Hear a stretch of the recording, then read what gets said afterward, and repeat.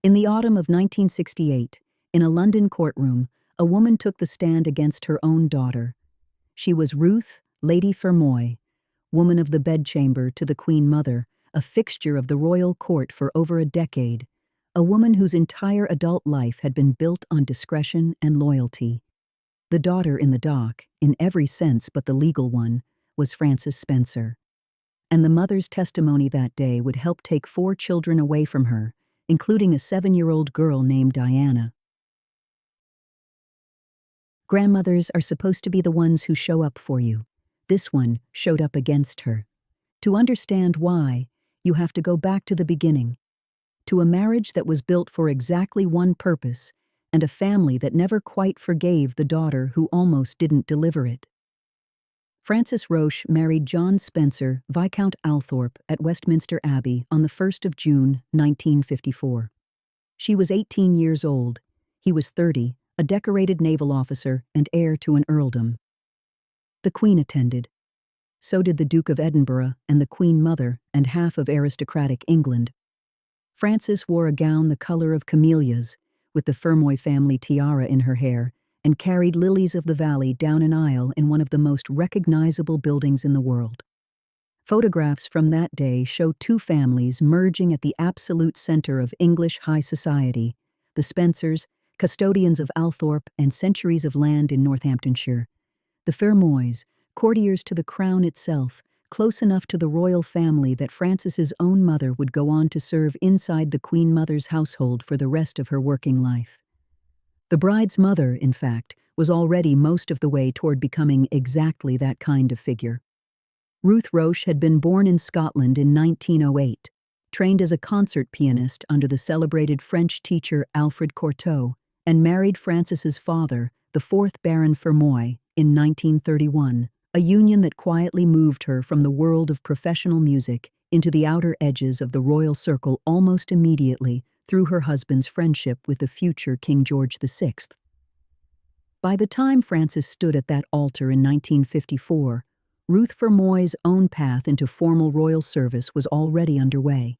2 years later, she would be appointed Extra Woman of the Bedchamber to the Queen Mother, promoted to Full Woman of the Bedchamber by 1960, and would go on to hold that position, a working courtier's post, not an honorary one, for close to 4 decades, until her death.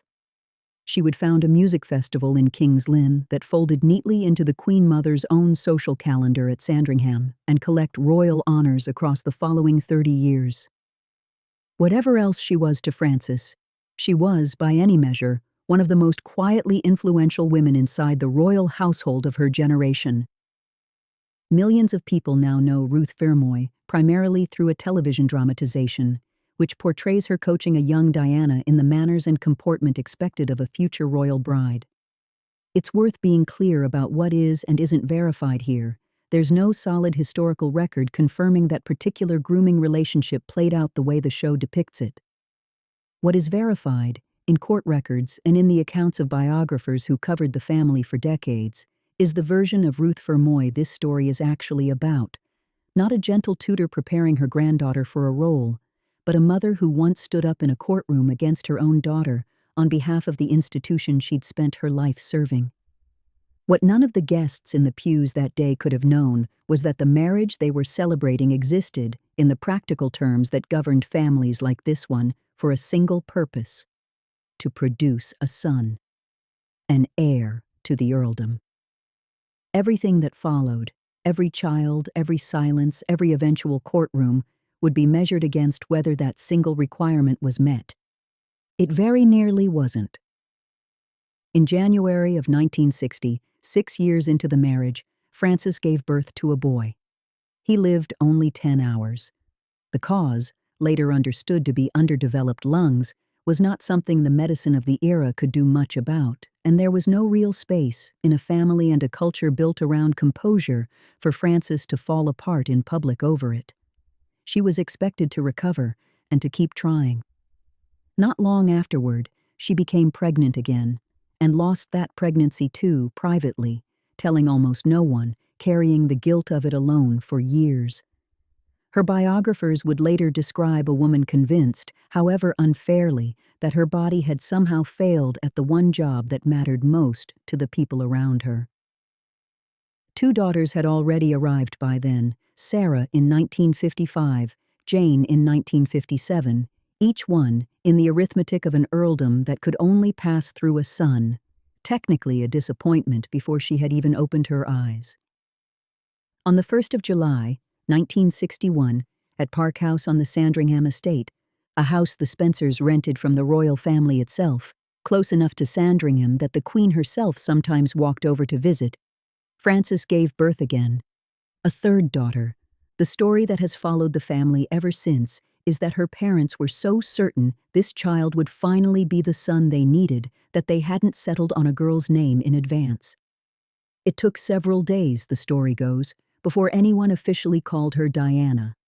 She arrived, in other words, into a house that had already decided, before she'd taken a single breath, what she was supposed to be. And hadn't been.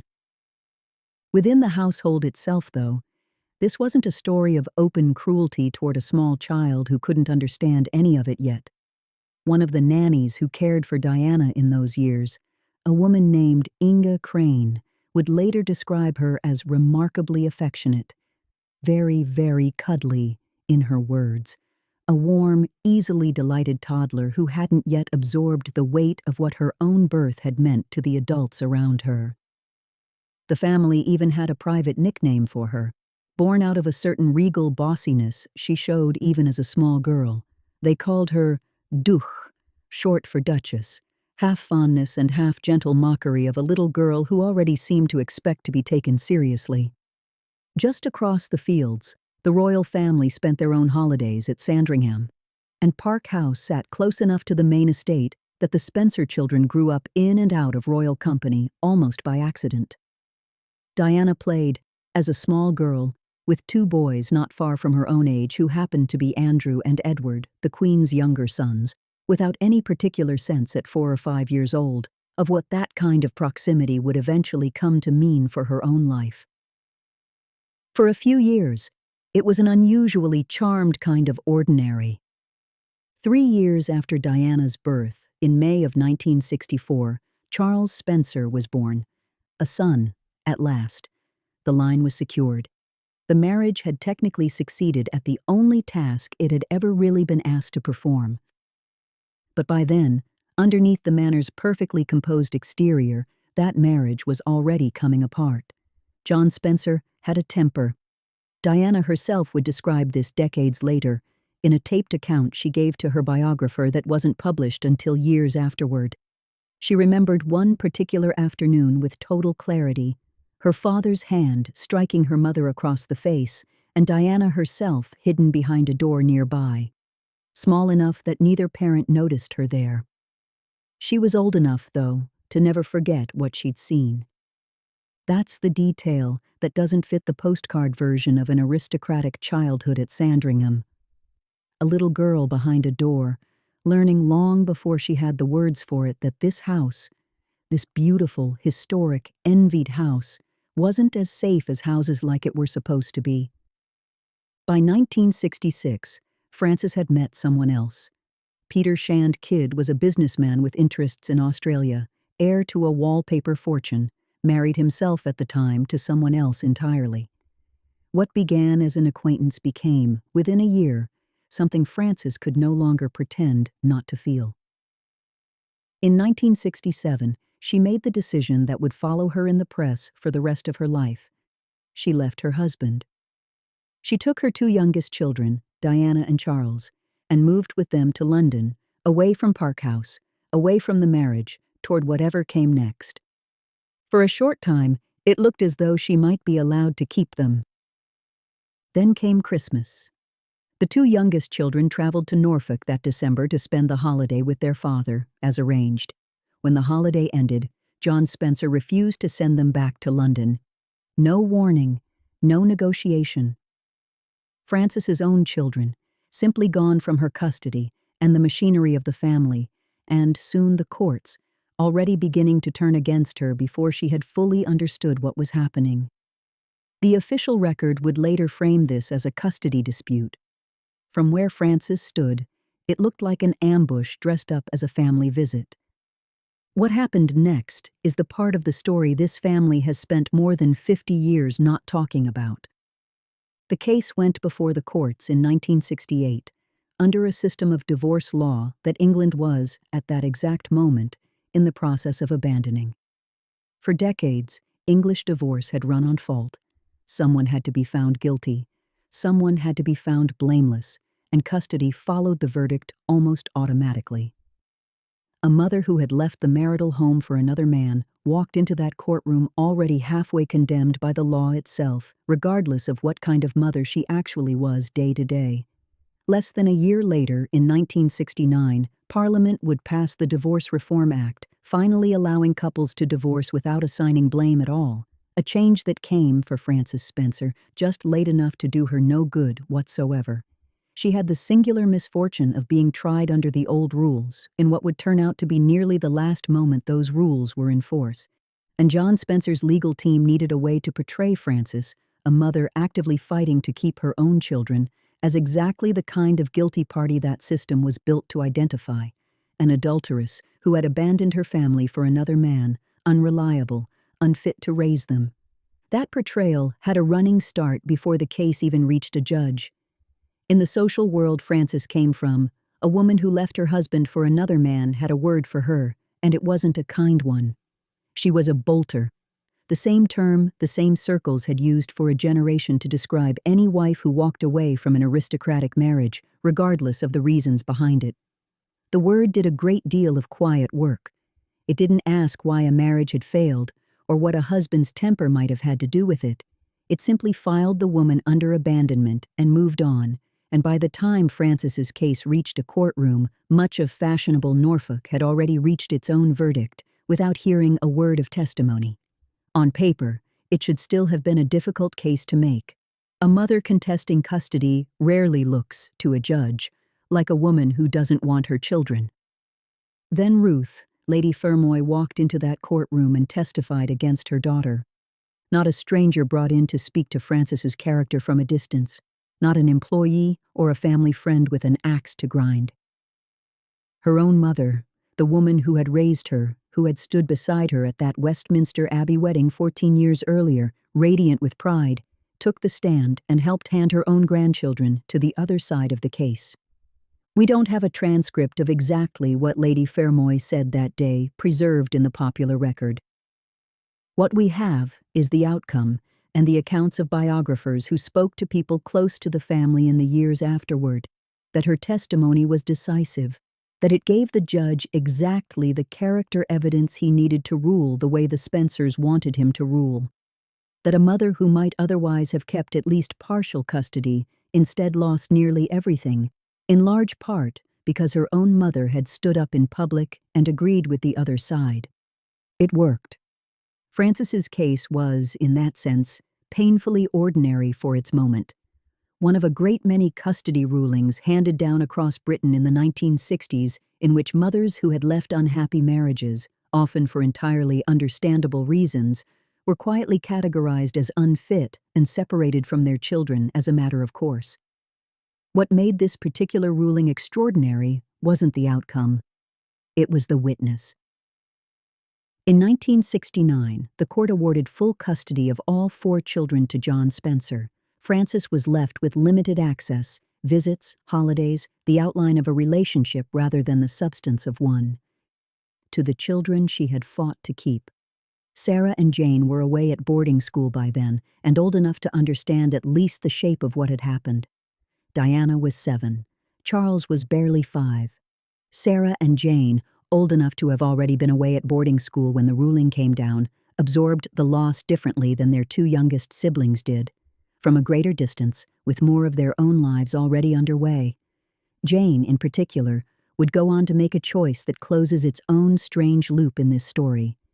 In 1978, she married Robert Fellows, who would go on to become the Queen's own private secretary. One of the 4 children quietly separated from her mother by a court case fought, in part, to protect the royal household standing grew up and married directly into the administrative heart of that very household.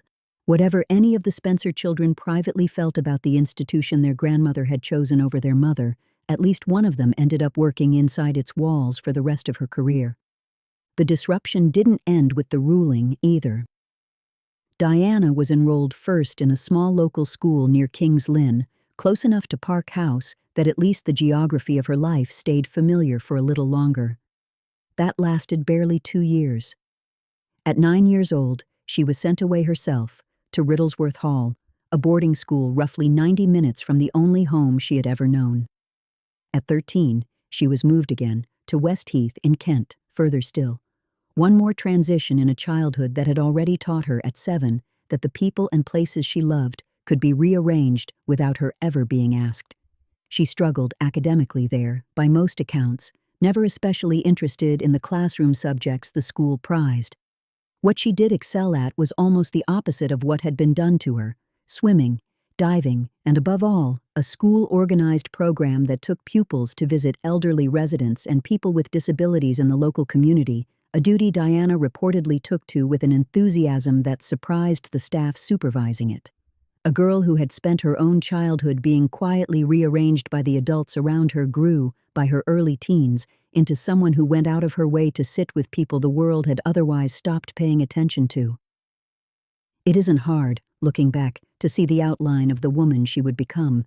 The case itself barely registered in the press at the time, at least by the standards the same family would later come to know intimately. Custody disputes among the aristocracy in 1968 were considered a private matter, handled with exactly the kind of discretion Ruth Fermoy had spent her whole career practicing. A few lines in the society pages, nothing like the sustained public dissection that would eventually follow every part of this family's life once Diana grew up and married into the most photographed institution on earth. The same discretion that had let Lady Fermoy's testimony pass almost unnoticed in 1968 would be nowhere to be found by the 1990s, when nothing about this family, divorce, affairs, arguments, tears, went unrecorded by someone. Frances never apologized publicly for the years that followed. Asked about it decades later, in an interview given long after Diana's death, she suggested something closer to the opposite position: that constant remorse was its own kind of self-indulgence, and she had no interest in performing regret for an audience. Whatever guilt she carried in private, she carried it there, and only there. But the real unanswered question in this story was never really about Frances. It was about Ruth. Why would a mother, any mother, stand up in a courtroom and testify against her own child in a case that would strip that child of her grandchildren?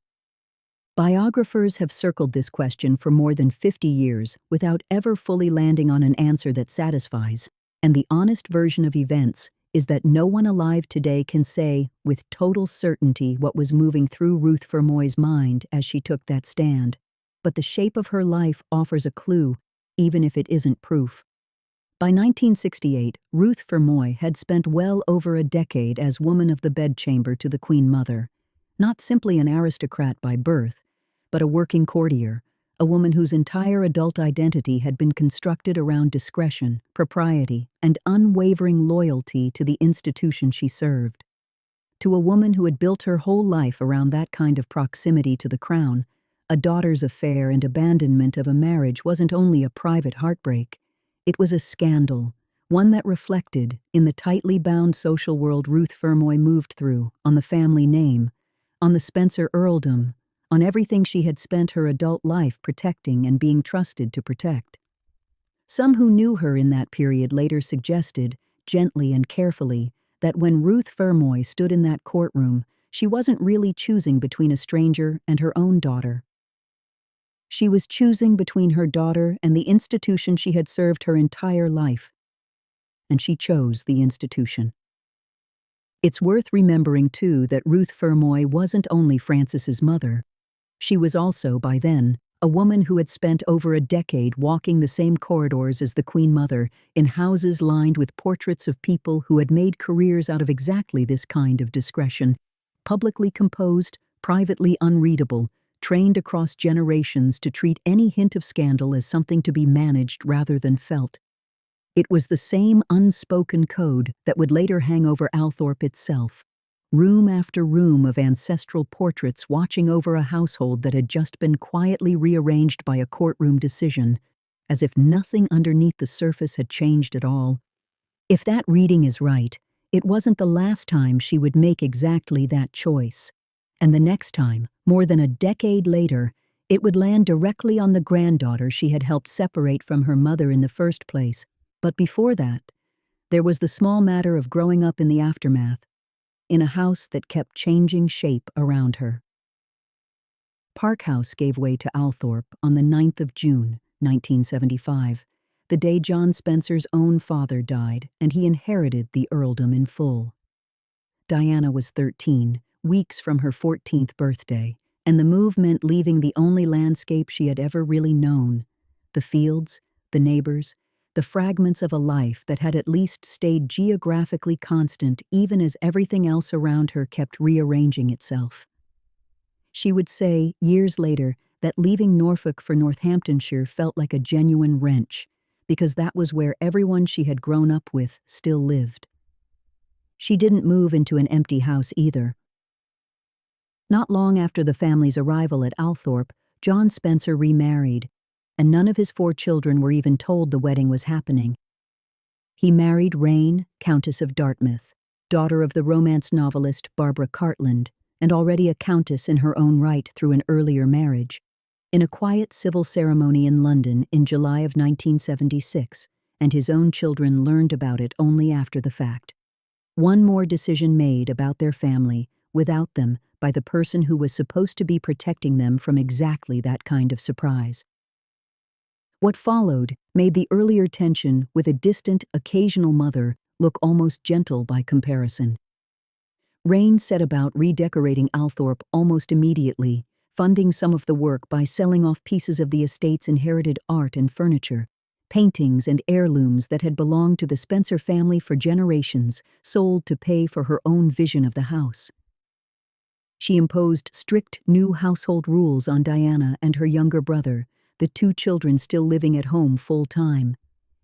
And she was, by multiple accounts from people close to the family, openly dismissive of her stepchildren, suggesting one daughter was fit for little beyond eventually raising children of her own, that another was tolerable only so long as she kept to riding and shooting and offering pointed remarks about Diana's own lack of formal academic achievement.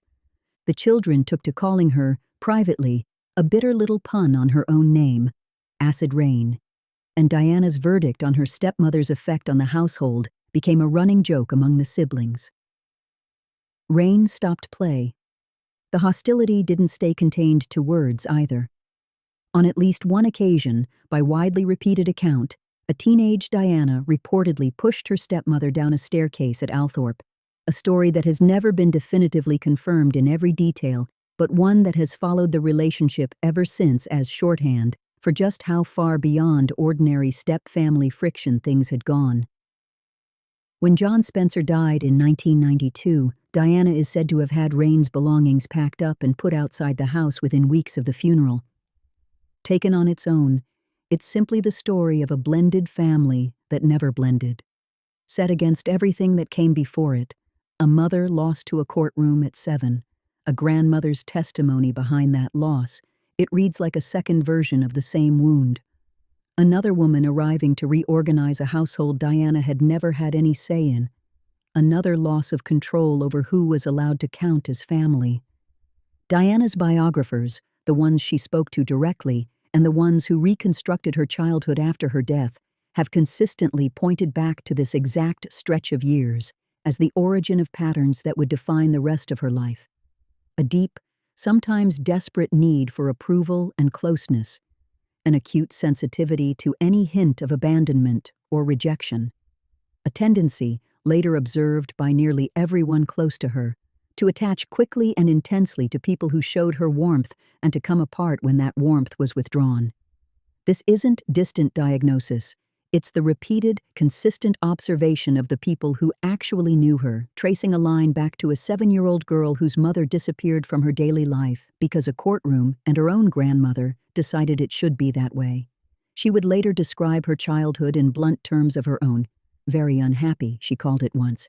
Very unstable, the whole thing. It's worth sitting with what that instability actually meant in practice rather than treating it as an abstract phrase.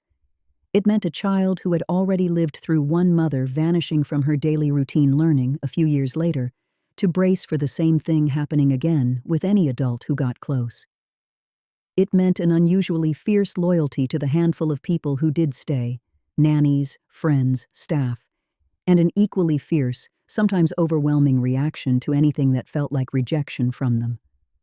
Friends who knew her as an adult would later describe exactly that pattern playing out again and again in relationships with royal in-laws, with staff, eventually with the wider public itself, an almost bottomless need to be loved unconditionally, paired with a hair-trigger sensitivity to any sign that she wasn't. Which brings the story back to Ruth Fermoy, because she wasn't finished shaping Diana's life yet. In 1980, as it became clear that Prince Charles was seriously considering Diana as a potential bride, Ruth Fermoy, by then in her 70s, still close to the Queen Mother, still deeply embedded in the world she had spent her career protecting, took her granddaughter aside and gave her a warning. Diana would later recount the substance of it to her biographer almost word for word. That her grandmother told her she needed to understand how different the royal family's sense of humor and way of life truly were, and that she didn't believe it would suit her. Read one way, it's simply prudent advice from someone who knew the world in question intimately. Read another way, in light of everything that had come before, it's almost unbearably ironic. The same woman who had helped strip Diana's mother of her own children in service of protecting the family's standing was now warning Diana away from marrying into the most scrutinized family in the country for reasons that sounded remarkably similar, that Diana, like her mother before her, might not fit what the institution required of her. Diana didn't listen. In February 1981, her engagement to Prince Charles was announced. In July of that year, she married him at St. Paul's Cathedral in front of a television audience estimated at 750 million people worldwide, a wedding even larger, even more scrutinized than the one her own parents had celebrated at Westminster Abbey 27 years earlier. Her father walked her down that aisle, still recovering from a near-fatal stroke he'd suffered a few years before, moving slowly enough that Diana adjusted her own pace to match his the entire length of the cathedral. It was John Spencer, the man who had won the courtroom battle for her back when she was 7, giving her away at the altar. Her mother watched from the pews, in the same building, on the same day, the two of them sharing a major family occasion for the first time in longer than either would likely have cared to count. Whatever was left unsaid between Francis and John Spencer by 1981, both of them were there, and Diana walked between what remained of that broken marriage to reach a new one that would go on to break her in strikingly similar ways. 15 years later, that marriage ended in a divorce even more publicly dissected than her parents had been. And in the years in between, and the years that followed, Diana would describe her own experience inside the royal family in terms that echo almost precisely the isolation her mother had once lived through. A woman who had married into an institution that had already decided who she was supposed to be, and made her life difficult when she wasn't quite that. The grandmother who had once helped end one marriage in that family, in a courtroom, had tried, and failed, to stop another one before it started. And the second marriage would break the granddaughter in almost exactly the way the first custody battle had once broken her mother. Frances, meanwhile, built a different kind of life out of the wreckage of the first one. She married Peter Shand Kidd later in 1969, not long after the custody ruling, and moved between homes in Scotland and a sheep farm in New South Wales, about as far from the aristocratic world of Norfolk and the royal court as it was possible to get while still being, technically, part of the same family. That marriage lasted almost 20 years before it, too, ended in separation in 1988. In 1996, Frances was convicted of drunk driving in Scotland, a conviction she didn't dispute in its facts, though she pushed back publicly against any suggestion that alcohol was a broader problem for her. Later in life, After her divorce from Shand Kidd and after her daughter's death, Frances converted to Catholicism and devoted much of what remained of her life to charity work, a quieter kind of second act than anything the tabloids of the 1960s had predicted for the woman they'd once branded a bolter. The woman who had once been portrayed in court as too unstable to raise her own children spent most of her later years far from cameras. Mostly out of the spotlight her daughter would come to dominate. Back at Park House in the years immediately after the ruling, life on the surface simply continued. There were still nannies, still ponies in the paddock, still the same walled garden and the same fields running down toward Sandringham. Guests who visited in that period would later describe nothing especially unusual about the household at all, a well-run, well-staffed country home, 4 children who seemed, from the outside, perfectly fine. That was, in its own way, the most telling detail of all. A rupture that size doesn't always announce itself in a child's behavior at the dinner table. Sometimes it just waits, quietly, for the child to grow old enough to understand what had actually happened to her and why.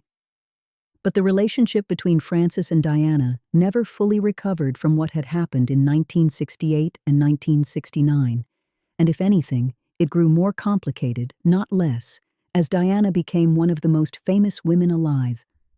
Diana would later tell her biographer that her mother's decision to leave all those years earlier had felt to her like being let down at the deepest possible level, and that in the aftermath of her own wedding in 1981, she found herself unable to forgive her mother for what she remembered as an inability to cope with the pressure of that day. The two women drifted into long stretches of silence over the years that followed, reconciling and rupturing again more than once. The final rupture came in 1997, the same year Diana would die.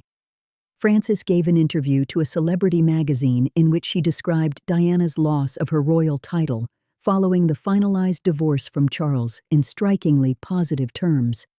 A comment Diana experienced as a public betrayal from the one person who should have understood exactly what that loss had cost her.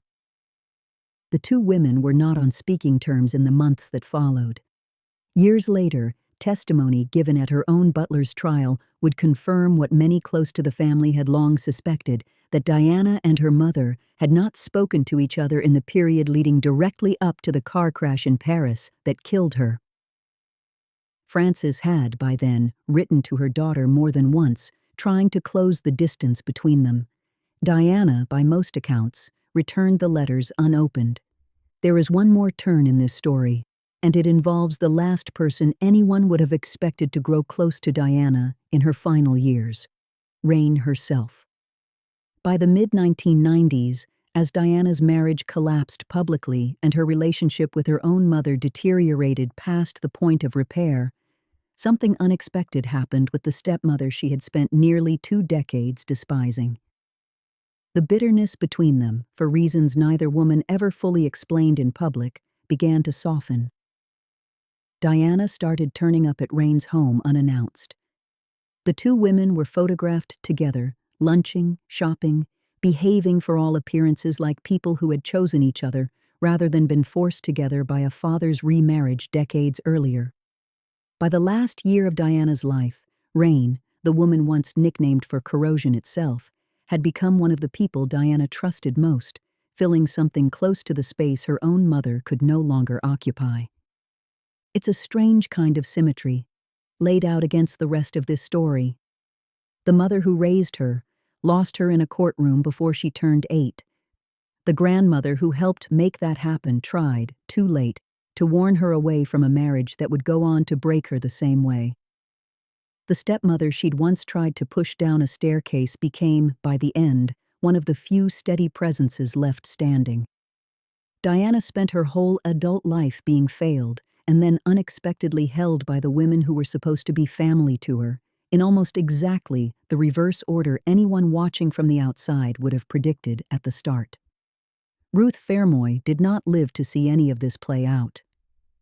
She died in July 1993, 4 years before Diana, at the age of 84, having served the Queen Mother in an official capacity for nearly 4 decades, longer, in the end, than she had ever been able to call herself simply a mother or a grandmother, without the job attached to the title.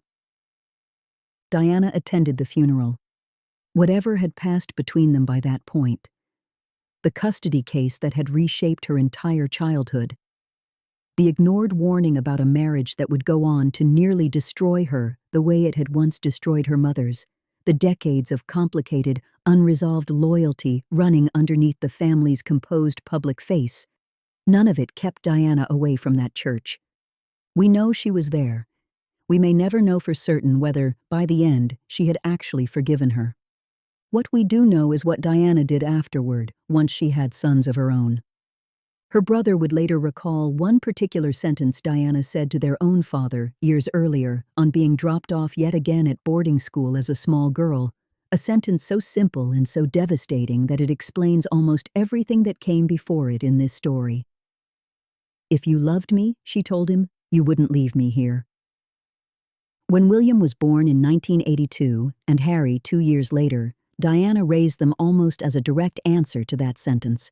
She broke, deliberately and repeatedly, from the tradition of distant aristocratic parenting she herself had grown up inside. The nannies, the nurseries, the children handed off to staff for months at a time. She was tactile in a way the family she'd married into simply wasn't.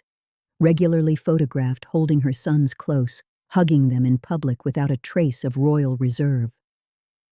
When Charles wanted the boys sent to Gordonstown, the remote Scottish boarding school that had shaped his own difficult childhood, Diana pushed back and kept them closer to home instead. She took them to theme parks and fast food restaurants and ordinary school runs, insisting, against the weight of an entire institution's expectations, that they get to have something at least resembling a normal childhood underneath the extraordinary one they'd been born into. On the 31st of August, 1997, Diana died in a car crash in Paris. She was 36 years old. Her funeral was held 6 days later at Westminster Abbey, the very building where her own parents had married 43 years before, in a ceremony that had once seemed to promise this family nothing but continuity and stability.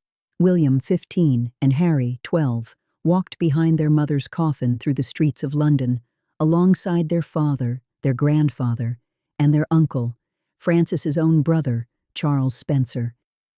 It was Charles Spencer who stood at that same altar and delivered the eulogy, and who told the millions of people watching that his sister had proved, in her final year, that she had never actually needed a royal title to keep generating the particular kind of magic she'd always had. It was a pointed line, whether he fully intended it that way or not. Diana had lost the style of Her Royal Highness in her divorce the year before, stripped of an honorific by the very institution her own grandmother had once tried to protect at her own daughter's expense, and had later, too late, tried to warn Diana away from marrying into it all. Her brother's eulogy was, in effect, the family finally saying out loud what none of them had ever said about any of it directly, that the title had never really been the point, and that losing it had cost her nothing that actually mattered. The burial itself, later that same day, was private. No cameras, no crowds, none of the enormous public spectacle that had defined nearly every other day of Diana's adult life.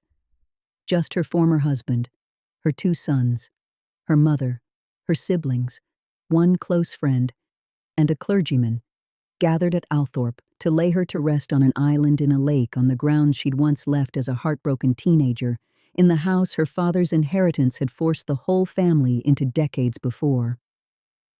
Frances was there, the mother who had lost her in a courtroom in 1969, who had spent so much of the following 3 decades in and out of her daughter's life, who hadn't spoken to her in the months before she died. Frances stood at that graveside too, burying the daughter a legal system and her own mother's testimony had once taken away from her before either of them had any real say in the matter. Look at the whole shape of it from a distance, and the pattern is impossible to miss. A woman gave everything she had to a marriage built around an institution's requirements, and when she couldn't meet them, that institution, with her own mother's help, quietly erased her from her children's daily lives. 1 generation later, her daughter gave everything she had to a different institution, the grandest one in the country, and when she couldn't be quite what it required either, it stripped her title and, in its way, tried to erase her too. The only difference is that by the end, the world was watching the second erasure happen in real time and loved her for everything the institution couldn't forgive. A house was built in 1954 around a single requirement: a son, an heir, a line that had to continue at almost any cost. A little girl arrived into that house in 1961, having already, unknowingly, disappointed it. A courtroom, 7 years later, decided that girl's mother wasn't fit to raise her, largely on the word of the girl's own grandmother. A grandmother who, more than a decade after that, tried once, quietly, privately, and too late to matter, to warn that same girl away from making a marriage that would go on to break her in almost exactly the same way. And that girl grew up and had 2 sons of her own, and made sure that neither of them ever had reason to say the sentence she once said to her own father. Nobody in that family ever chose to tell this story publicly while they were alive. It sat underneath 50 years of state occasions and portrait photographs and carefully composed public appearances, the way old damage in a house sits quietly underneath a fresh coat of paint, invisible, until you know exactly where to look.